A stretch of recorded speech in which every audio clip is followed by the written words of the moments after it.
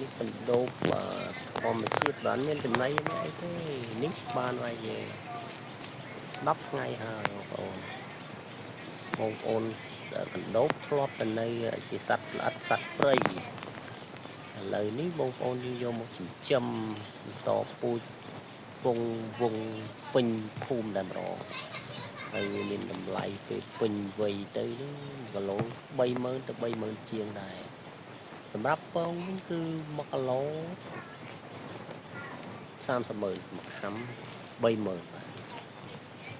នេះធម្មជាតិសុទ្ធហ្មងបាទនេះស្លឹកអាស័យមានស្មៅមានអី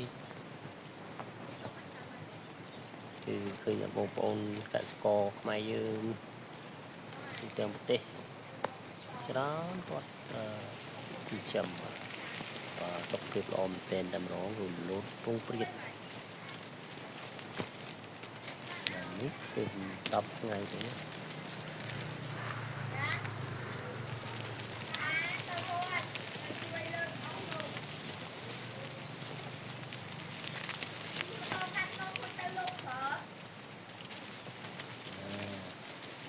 គឺល្អមែនទែននេះ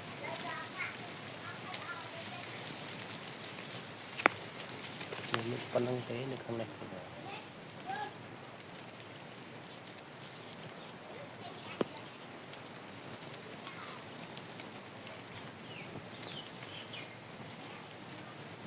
នេះតាមវា